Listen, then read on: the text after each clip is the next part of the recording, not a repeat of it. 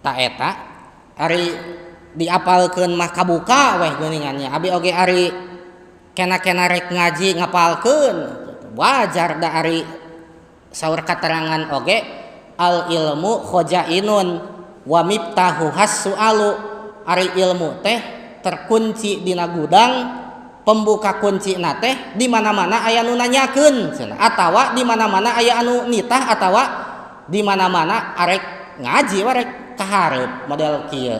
da lamun teu aya anu naroskeun moal kabuka ilmu teh abi meureunana lamun moal ngaji ieu moal muka ieu deui kitu matak kabukana ilmu teh wa miftahu has-su'alu lamun aya anu naroskeun atawa di mana-mana nya rek kaharep ai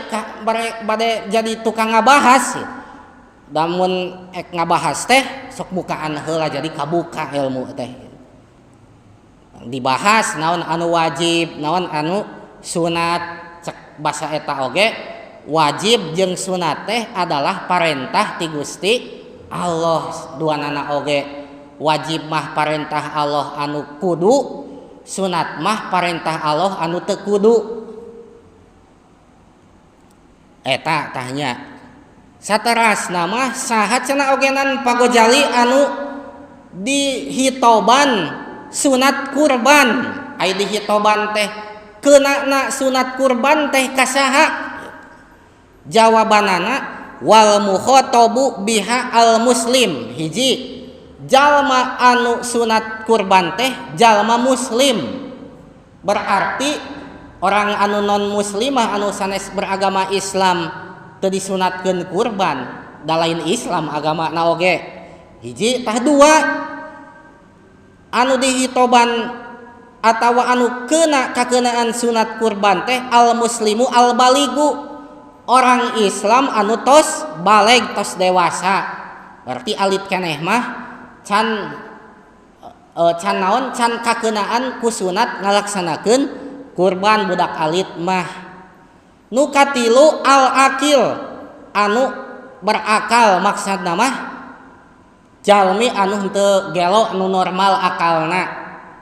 tilu namanya teh opat al huru lima opat al huru huru teh merdeka nomor kalima al mustatiu anu kaduga anu mampu ngalaksanakeun kurban ngeun bahasana teh al mustatiu di dieu teh ari lamun dina kitab tasrifan mah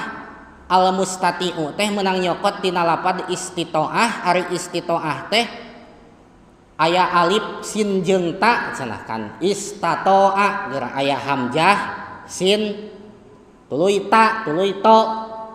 tuluy ha naon iya eta teh iya jadi alif tuluy ain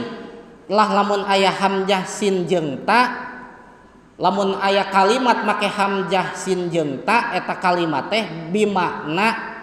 nyuprih berarti kudu ngusahakeun mampu asalna mah mampu make we alif sin jeung ta jadi logatna teh berusaha supaya mampu cenah jadi al mustati teh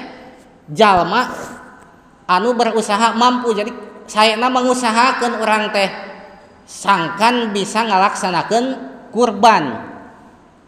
sapertos halna ngalaksanakeun ibadah haji kan cek dina Quran teh walillahi 'alan nasi hijjul baiti manis tatoa sarua istatoa di dinya oge jalma anu wajib haji teh jalmi anu mampu ngeun kulantaran make hamzah sin jeung ta maka urang teh anu can mampu teh kudu ngusahakeun supaya mampu cenah lamun teu ngusahakeun acan makan doraka cenah kitu cenah oge nantah pek teh ngusahakeun kapake deui da teu mahi keun weh kitu tah naon bieu teh jadi sunatna kurban teh kasaha ka anu mampu